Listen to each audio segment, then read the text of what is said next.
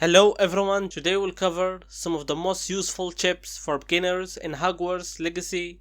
10 simple chips that I wish if I knew earlier when I started the game. And let's start with the first one, which is gear. Sell all the unnecessary gear every time you have the chance to do so you will always have more space and you won't have to enter any area with full gear and destroy the unnecessary gear. Rather than selling them, to be able to save more gear, you have to finish Merlin trials. This is one of the things that I didn't like in the game, the limited storage you have, so always sell the unnecessary gear and finish the Merlin trials whenever you find one.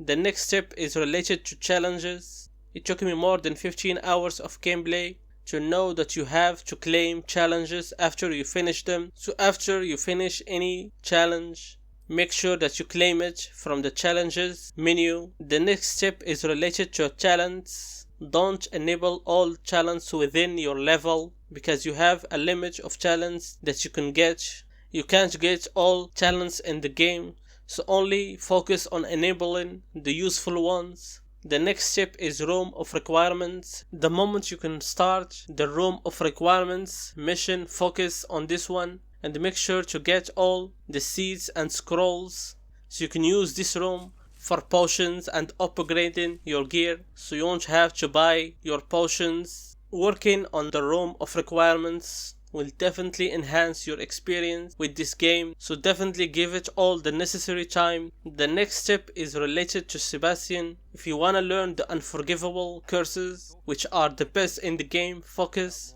on Sebastian's mission.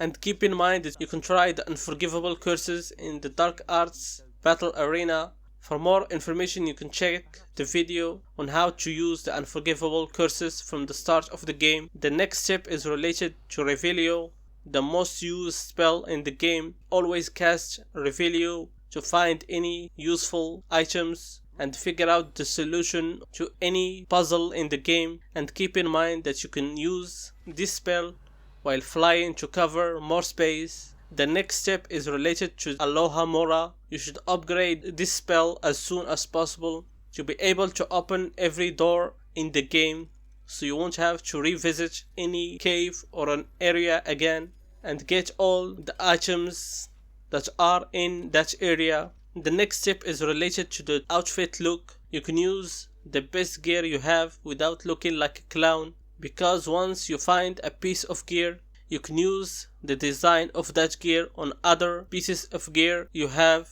And keep in mind that you don't have to keep any gear visible to benefit from the attributes or benefits of using that piece of gear. You can also show or hide the HUD by clicking on Y if you have an Xbox controller, or triangle if you have a PlayStation controller. The next step is related to HUD, and if you're like me and you don't like to see all the information in the screen and you only want to focus on the world of Hogwarts, you can hide everything from the settings menu, so disable all the unnecessary options. And the final tip is related to combat. There are guardable and unguardable attacks in this game, and to break any guard, use a spell with the same color of the guard, except the unforgivable curses, because you can use them against any enemy and they break any guard in the game. Also, with doing a basic attack, the fourth cast will cause more damage, and you should mix between spells and find the weakness of every enemy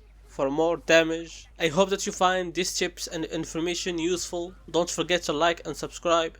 Until next time, bye. Knock this one loose and I'd not try if I were you. I've seen your... Wait till Sebastian hears about this.